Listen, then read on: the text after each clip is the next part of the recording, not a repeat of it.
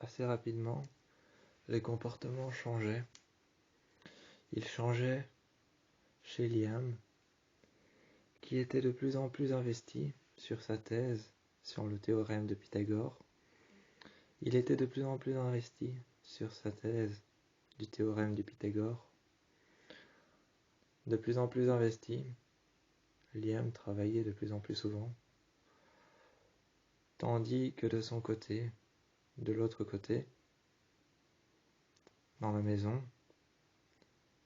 pendant que Liam, lui, était au lycée, de l'autre côté, pendant ce temps-là,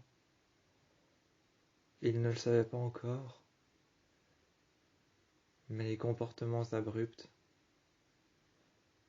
de Théo devenaient de plus en plus importants. Les comportements abrupts, violents et déplacés devenaient de plus en plus importants. Un soir, Liam a retrouvé Théo totalement perdu dans l'appartement. Il était dans le couloir. On ne sait pas pourquoi encore il s'est déplacé jusque-là. On ne sait pas encore pourquoi il s'est déplacé jusque-là, mais un soir, il l'a retrouvé totalement perdu, au milieu du salon, après avoir traversé le couloir. Il était perdu. Il lui a demandé seulement 2 choses lorsque Liam l'a pris par les mains. Lorsque Liam l'a pris par les mains et a regardé son visage, Théo lui a demandé seulement 2 choses, où il était et ce qu'il faisait. Les comportements comme ceux-ci étaient souvent des indicateurs présents au changement comportemental, aux troubles de la personnalité, au TDI, ce qui veut plus probablement dire trouble dissociatif de l'identité, notamment comme étant des signaux du trouble dissociatif de l'identité, notamment comme étant des symptômes du trouble dissociatif de l'identité, de la schizophrénie, voire même de perte de conscience. Son comportement devenait de plus en plus abrupt. Il perdait conscience à des endroits dans lesquels il était déjà allé maintes et maintes fois. Il se retrouvait dans la cuisine, face à un endroit auquel il n'avait pas du tout planifié d'y aller. Un soir, je l'ai retrouvé face à un miroir. Il était en train de graver un mot. Sur le miroir, il tenait en main le couteau de cuisine, à la lame crantée. Il tenait en main le couteau de cuisine à la lame crantée. Et contre le miroir, on pouvait l'entendre crisper et grincer. On pouvait entendre la lame grincer et crisper contre le miroir. Théo était par terre. On l'entendait rugir de son rugissement de loup-garou. On pouvait l'entendre rugir. Il était par terre. Il regardait le sol. On entendait un rugissement intérieur venant de sa gorge et de ses cordes vocales. Il était pertinemment assis par terre, il rugissait et il frottait le sol. On aurait dit qu'il avait perdu conscience et tout contrôle de soi-même. Il était en train de lacérer le miroir, et sur le miroir il avait gravé un seul mot. Ricken, son propre nom de famille. Sans doute voulait-il au plus profond de lui-même, lorsque son comportement changeait, se rappeler de qui il était. Un trouble dissociatif de l'identité, un symptôme égal au trouble dissociatif de l'identité. Avait-il l'intention de se rappeler qui il était? Ne sachant pas si c'était ça, Liam a demandé plusieurs fois à Théo de lui demander s'il voulait se rappeler qui il était. Il n'a pas nécessairement répondu, ni même eu de réaction convaincante. Ils ont consulté plusieurs médecins, plusieurs spécialistes, ainsi que la mère de Scott McCall. Ils ont consulté plusieurs spécialistes, pouvant décrire ou savoir si ces réactions étaient dues à un TDI, à un trouble dissociatif de l'identité, ou même encore à de la schizophrénie, ou était-ce dû à de la paranoïa, ou de la psychose partagée.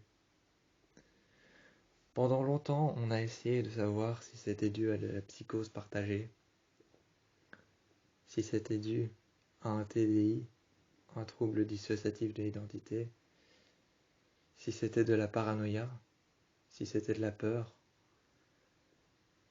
Mais aucun médecin, aucun spécialiste n'a pu remplir un rapport concret pouvant dire ce dont Théo souffrait. On l'a retrouvé à plusieurs endroits différents, faisant des choses pas banales. Faisant des choses pas banales, on l'a retrouvé à certains endroits différents. On le retrouvait dans le couloir, il rugissait, et dans l'ombre, il était debout, les bras dans le vide. Les bras dans le vide, le regard dans le vide. Il était dans l'ombre, dans le couloir, à l'entrée. Il regardait la porte vitrée, et tout ce qu'il pouvait faire, c'était rugir. Tout ce qu'il savait faire, c'était rugir, en regardant sa propre réflexion dans le noir. Et lorsque Liam vint à ses côtés, lui prendre la main ou les épaules, en lui disant de se retourner et de se calmer, la seule réponse qu'il avait, et qu'il put obtenir de Théo, la seule réponse que Liam put obtenir de Théo, lorsque son comportement commençait à changer, la seule réponse qu'il obtenait lorsqu'il se retournait vers lui, après lui avoir pris les épaules et lui avoir dit de respirer profondément et de se calmer, c'est qu'il était convaincu que quelqu'un derrière la porte, que quelqu'un derrière son reflet, derrière sa propre réflexion, il était convaincu qu'il y avait quelqu'un dans le jardin qui les regardait. Il en était convaincu, persuadé qu'il y avait quelqu'un qui le regardait. Il me disait que c'était pour ça qu'il rugissait, qu'il se retrouvait tous les soirs dans le couloir. Il disait que c'était pour ça, pour cette personne qui le regardait, qu'un jour cette personne allait peut-être rentrer. Il en était convaincu, mais Liam est sorti plusieurs fois dehors, plusieurs fois. Il a regardé derrière les arbres pour passer inaperçu. Il s'est métamorphosé en loup, mais il n'a rien vu. Ni personne, ni homme, ni réflexion dans un autre reflet, croyant que ce pouvait être lui, ni homme, ni femme, ni être surnaturel, ni bruit, ni son, seulement la forêt et le doux murmure des feuilles, ainsi que le vent dans les arbres, dans les branches qui crispaient les unes contre les autres. Seulement l'extérieur, le froid et le vent, la pluie et les feuilles qui jonchaient les parois des murs contre la maison. Théo devenait de plus en plus violent la nuit. On se demandait souvent si ce genre de choses n'était pas un présage d'être surnaturel. Liam s'est demandé pendant tellement longtemps si ce n'était pas un présage d'être surnaturel, car cela faisait depuis longtemps qu'il n'avait plus croisé d'être surnaturel. Il pensait en être débarrassé, mais seulement Liam avait la certitude que ce pouvait être un être surnaturel qui avait toutes ses raisons de revenir les voir, de revenir les hanter. Ce pouvait être un être surnaturel qui avait toutes ses raisons de revenir les voir, de revenir les hanter, de revenir auprès d'eux pour pouvoir combattre une nouvelle fois. Théo commençait à changer. La nuit, lorsque Théo était endormi, on put remarquer que non seulement son comportement changeait, non seulement sa manière de respirer le soir changeait, non seulement sa position dans le lit, non seulement sa manière de respirer changeait, son comportement avec Liam, mais tout changeait. Lorsqu'il partait prendre une douche avant de dormir, il pouvait y rester des heures et des heures sous l'eau, sans même sortir, sans même dire un mot. Liam était même persuadé qu'il s'asseyait dans la douche par terre, contre le mur, et qu'il attendait. Il attendait juste que l'eau coule. Il attendait des heures pour se retrouver seul. Il voyait ça comme de la psychose ou simplement comme un recueil sur soi, mais pour faire passer l'information, pour que Liam soit sûr qu'il soit toujours lui-même, il voyait ça comme un recueil de soi-même, comme le fait que Théo veuille se recueillir seul après avoir combattu des êtres surnaturels. Mais ce n'était pas cela, il y avait quelque chose qui était en train de grandir en lui. Il y avait quelque chose qui était en train de grandir en lui, il ne savait pas encore quoi, mais lorsqu'il prenait des douches, aussi longues qu'ils puissent paraître, ce n'était pas pour se retrouver, c'était parce que quelque chose grandissait en lui. Une force, un être, quelque chose de démoniaque peut-être, mais quelque chose grandissait en lui. Lorsque ça a empiré, on a commencé à comprendre que des êtres surnaturels en étaient peut-être la cause. Le soir, lorsque Théo allait se coucher, qu'il était auprès de Liam, il a commencé à avoir, après quelques jours, après 3 jours précisément, il a commencé à avoir le syndrome de jambe hyperactive nocturne. Le syndrome de la jambe hyperactive nocturne est un syndrome qui apparaît au niveau de notre bassin, qui fait en sorte que nos jambes aient une sorte d'hyperactivité durant toute la nuit. Sa jambe ne cessait de bouger. Elle ne cessait de bouger, son corps un peu avec. Mais lorsque les choses se sont aggravées, ce n'est plus sa jambe qui bougeait uniquement, ni même la moitié de son bassin. Cela a commencé à partir vers quelque chose de plus fort, comme des convulsions. On a vu que les convulsions ont commencé à se transformer en contorsions. Lorsqu'il commençait à se contorsionner, on le retrouvait à des endroits simples et efficaces, qui pouvaient se retrouver immédiatement dans le noir. Dans un fait immédiat, il s'était retrouvé dans un endroit simple et efficace, dans le noir, dans l'obscurité, autant à l'intérieur qu'à l'extérieur. Il cherchait des choses qu'il avait inventées ou qui n'existaient pas, des choses qu'il n'avait jamais utilisées, mais qu'il trouvait par terre. Il cherchait des choses qu'il trouvait par terre, qu'il pouvait inventer ou qu'il pouvait réellement voir. C'était perturbant de savoir que quelqu'un qu'on aime est pertinemment en train de perdre la raison. Cette personne qu'on aime, qu'on soupçonne d'avoir été atteint d'un TDI, d'un trouble dissociatif de l'identité, c'est perturbant de savoir que cette personne qu'on aime est peut-être atteinte de ça, ou est simplement plongée dans la démence, la paranoïa et la psychose. Qu'importe les faits, Liam avait dit qu'il se battra jusqu'au bout pour savoir ce qui se passe réellement chez Théo. Il se battrait jusqu'au bout pour savoir ce qui se passerait chez Théo. Lorsqu'il a commencé à se contorsionner, ça a commencé à devenir de pire en pire. On le retrouvait dehors, sous la pluie, en train de creuser des trous à main nue, dans la terre, essayant de chercher et hurlant à la mort qu'il avait perdu un objet qui lui était précieux, qui lui était d'une valeur inestimable, qu'il l'avait perdu dans la terre et qu'il ne le retrouvait plus. On pouvait l'entendre rugir à travers ses cordes vocales. On pouvait l'entendre rugir à travers les cordes vocales qui rugissaient à l'intérieur, qui faisaient un grognement de loup. On pouvait l'entendre rugir, on pouvait entendre ses cordes vocales qui résonnaient à l'intérieur de sa gorge. On entendait ses cordes vocales qui rugissaient, qui résonnaient à l'intérieur de sa gorge qui faisait comme un écho, comme s'il y avait plusieurs loups tout autour de nous qui étaient en train de rugir, qui étaient prêts à nous attaquer. Comme si, entourés de plusieurs loups, de toute une meute, on se sentait menacé et qu'ils étaient prêts à attaquer. Lorsqu'il rugissait, Théo, et qu'il était dehors, cherchant ce qui avait de la valeur à ses yeux, qui existait ou qui n'existait peut-être pas, lorsqu'il rugissait, c'était ça. On se sentait comme encerclé par une meute de loups qui se sentaient menacés et qui étaient prêts à nous attaquer. Il y avait des rugissements qui venaient autant de loin que de près, autant de l'intérieur que de l'extérieur. On se sentait menacé, on avait l'impression qu'on n'était pas le bienvenu. Lorsque Théo rugissait, c'est ça qu'on ressentait. Une impression d'être l'intrus dans cet endroit que tu connais si bien, l'impression d'être la proie alors que depuis si longtemps tu es le prédateur.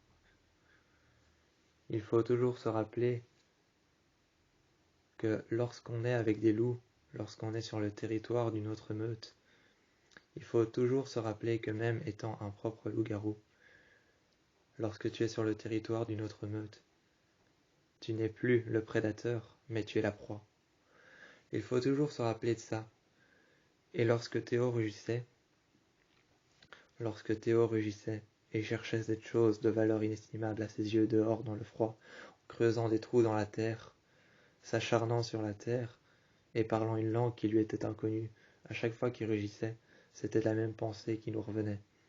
Il faut savoir qu'au milieu d'une meute inconnue, on n'est plus le prédateur, mais on est la proie. C'est cette même pensée qui revenait à chaque fois qu'il rugissait. Encore et encore, on avait toujours la même pensée. On ne se sentait plus en sécurité avec lui. Un soir, je me souviens, il dormait à côté de moi, il était sur le dos, sur le flanc gauche. Sur le flanc gauche, et moi j'étais sur le flanc droit. On était l'un en face de l'autre. On s'était regardé. Je l'ai embrassé, et au moment d'avoir retiré mes lèvres, Théo a ouvert les yeux. J'ai pu voir que ses yeux étaient entièrement noirs. Il avait la pupille dilatée à 11%, ce qui était pratiquement impossible, car déjà, une pupille dilatée à 11%, ce n'est plus signe de psychose, de démence ou de paranoïa. Une pupille dilatée à 11%, c'est signe tout simplement de possession démoniaque. Et lorsque tu commences à parler une langue inconnue, que tu as la pupille dilatée à 11%, que tu as les yeux noirs et que tu sens que tu es menacé, lorsque tu sens que tu es menacé et que tu as la pupille dilatée à 11%, que tu parles une autre langue dont tu ne connais même pas les paroles, même pas les mots, même pas les ponctuations, ni même les textes, tu sais que cette personne est partie. Tu sais que la personne que tu connais est partie. Seulement, lorsque tu sais que la personne est partie à cause de ces simples indices, le fait de parler une autre langue, de présager des choses qui ne se sont pas encore passées, de présager des faits qui n'ont pas encore eu lieu, de savoir parler une autre langue, d'avoir les yeux noirs, de te retrouver dans des endroits dans lesquels tu ne serais jamais allé auparavant, de t'acharner sur des choses qui n'existent pas, de te plonger dans la démence, dans la paranoïa, la peur et l'angoisse. À ces moments-là, tu sais que les choses sont soit peine perdue, et que soit la personne que tu es sur le point d'essayer de soigner, cette personne que tu es sur le point d'essayer de soigner par tes propres moyens, lorsque tu commences à voir ces symptômes-là, les yeux noirs, les langues inconnues et les faits qui sont dits par cette personne, les faits qu'elle n'aurait jamais pu savoir, lorsque tu commences à voir ces symptômes, connaître des faits que tu ne sais pas, dire des langues inconnues, ou encore chercher des choses qui n'existent pas, la démence, la paranoïa, la psychose, l'angoisse et la peur, lorsque tu vois ça dans les yeux de la personne que tu aimes, que tu essayes de soigner, que tu essayes tant bien que mal de te démener pour elle, tu sais que soit cette personne est un cas ou une cause perdue, ou soit que ce que tu veux faire pour lui est une cause perdue. Soit ce que tu fais pour lui est une cause perdue, soit la personne que tu te démènes à aider, soit la personne que tu te démènes à aider est une cause perdue, ou un cas impossible à refaire, impossible à défaire. Soit ce que tu essayes de faire est un cas impossible, soit la personne que tu essayes de aider, la personne pour laquelle tu te démènes, celle pour qui tu te démènes, la personne pour laquelle tu te démènes à essayer de l'aider, est une cause perdue, soit ce que tu fais ou ce que tu cherches, ce que tu essayes de trouver, les moyens que tu essayes de trouver, sont des causes perdues. Il n'y a que deux solutions.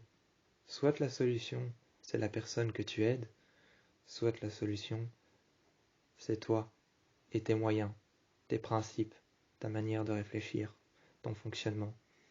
Tu ne peux savoir que cela lorsque la personne ne fait que régresser.